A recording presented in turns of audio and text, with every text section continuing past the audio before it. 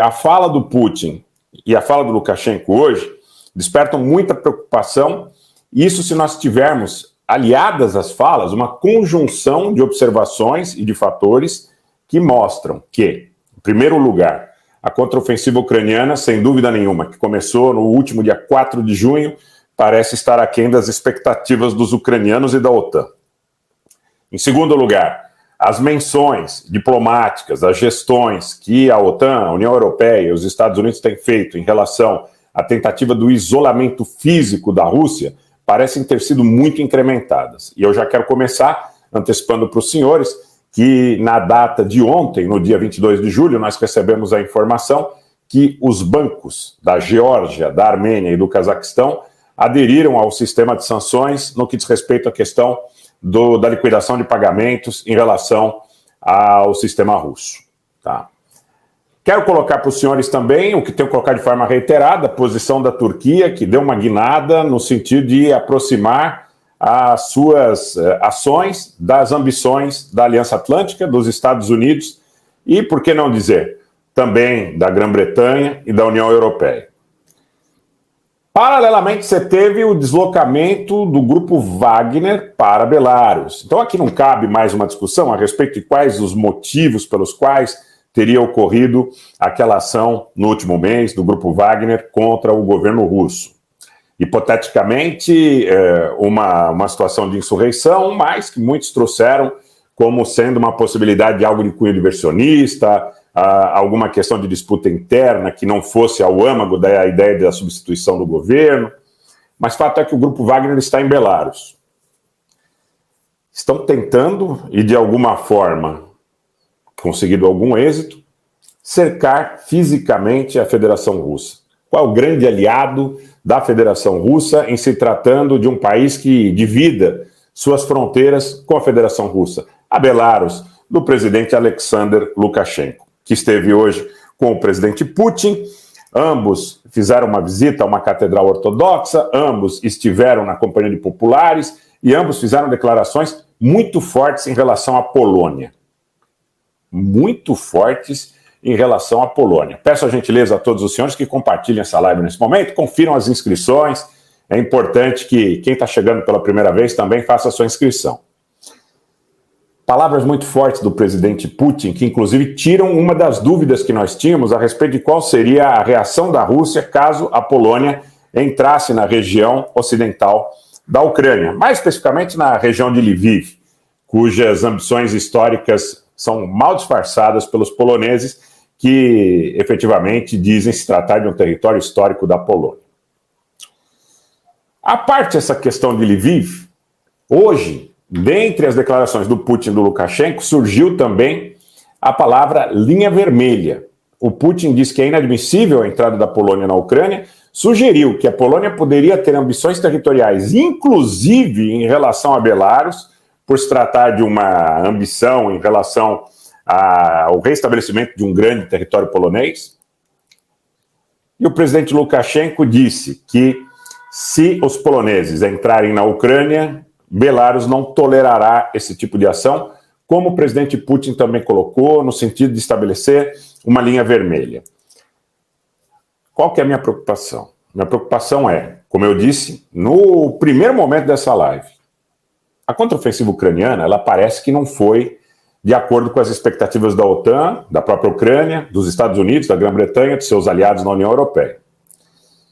Qual é o grande trunfo que estes países teriam nesse momento para tentar ampliar o espectro do conflito e tentar criar um grau maior de isolamento no que diz respeito a, inclusive, as próprias fronteiras da Federação Russa? O envolvimento da Polônia, o envolvimento dos países bálticos, que parece que são os que mais têm elan, os que mais têm impulso, disposição, afã para eventualmente entrar no conflito fisicamente, e, paralelamente, também o envolvimento de Belarus, que recebeu armas nucleares táticas da Federação Russa e que recebeu, confirmado hoje por imagens de satélite, contingentes importantes do grupo Wagner.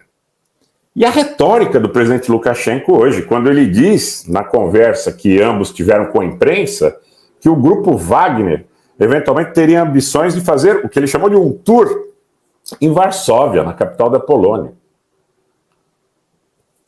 Polônia e Belarus, que tiveram contenciosos ali de fronteira em relação à questão do processo de imigração ilegal, não é? E que, no período que antecedeu o dia 24 de fevereiro, quase levou os países a um conflito. O presidente Putin sugeriu que se a Polônia entrar de alguma forma no território ucraniano e, paralelamente, suscitou a possibilidade de que a Polônia tenha ambições territoriais em relação também a Belarus, que a Rússia interviria automaticamente. Então, sanou, dirimiu uma dúvida, não é? Nos tirou uma dúvida. Qual seria a posição da Rússia caso a Ucrânia entrasse a Polônia entrasse em Lviv e tentar estabelecer um corredor aéreo de cunho humanitário, algo que o valha, na região de Lviv. O Putin disse que não tolera e que isso seria um ato considerado como um ato de agressão e que seria respondido à altura. O presidente Lukashenko disse que o grupo Wagner quer fazer um passeio na capital da Polônia. Agora, como é que eu vejo essa situação? Não é? Camilo, eu não consigo te dizer de 0 a 10 qual é a possibilidade de que haja um conflito, mas eu tenho um receio pelo seguinte, porque como a contraofensiva ucraniana parece que não funcionou da maneira com que os seus aliados desejariam, é preciso criar um fato novo. É preciso criar um fato novo. Como é que você cria um fato novo? Com o envolvimento de novos atores. Já foi recentemente aventada a possibilidade de uma escolta por parte de Marinha Turca, Marinha Búlgara, Marinha Romena, elementos das SAS britânicas, para que o corredor de escoamento de grãos fosse restabelecido. Qual foi a posição desses países individualmente e até aqui da própria OTAN, que não teriam interesse em estabelecer essa escolta, porque isso levaria a um conflito direto com a Federação Russa. O Zelensky insiste. Nesta semana, se não me falha a memória, na próxima quarta-feira, 26, o Zelensky vai conversar com o Stoltenberg, com outros líderes, com outros chefes dentro do espectro aí, dos países, principalmente que estão dentro do Mar Negro, que tem fronteiras físicas com o Mar Negro, para verificar a possibilidade do estabelecimento de uma maneira conjunta de escolta desses grãos. Quando os russos proibiram a navegação em algumas áreas do Mar Negro por parte desses navios, não é, que transportariam os grãos ucranianos, os ucranianos ato contínuo também disseram que a navegação de navios russos estaria proibida, ainda que é muito polêmico o fato deles terem ou não terem meios para efetivamente vedar esse tipo de transporte. Fato é que algum fato novo, muito provavelmente, irá acontecer nos próximos dias, porque não foi suficiente até aqui esta contraofensiva ucraniana. Por mais que nos últimos momentos os ucranianos tenham cogitado que essa contraofensiva em algumas regiões em direção ao sul, principalmente Zaporídia, tem avançado ligeiramente, mas ela está efetivamente aquém da expectativa, principalmente dos seus aliados na OTAN.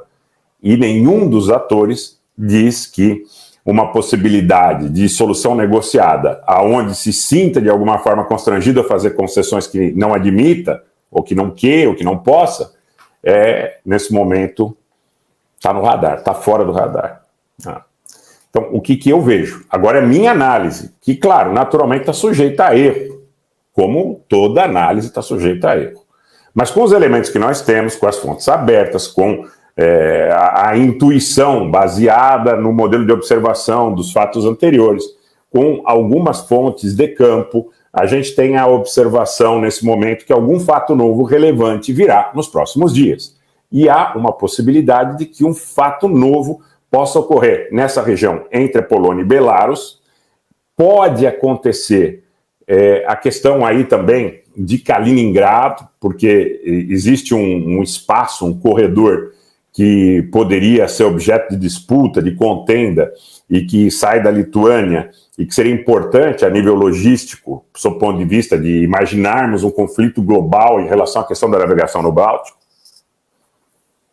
Eu tenho preocupações que não foram expressas até aqui por nenhum meio, pelo menos que eu conheça, mas conversando com fontes diplomáticas bastante bem informadas sobre os posicionamentos que podem advir de novas ações a partir do Cazaquistão. O Cáucaso é um dado, gente, Os Estados Unidos e a União Europeia estão com muita vontade, Bruxelas tem muita vontade de interferir num processo de negociação entre a Armênia e o Azerbaijão, com o objetivo de tirar os russos do Cáucaso. E, naturalmente, os setores extremistas nacionalistas, né, dentro da Geórgia, que buscam uma oportunidade para as contendas na Ossétia e na Abcásia, também estão sendo bastante trabalhados. A gente tem informação bastante sólida nesse sentido. Eu tenho muitos contatos ali na Geórgia e percebo que há uma disposição majoritária da classe política em não arrumar uma confusão nesse momento, mas os setores nacionalistas estão muito ligados na possibilidade de alguma ação aproveitando desse momento.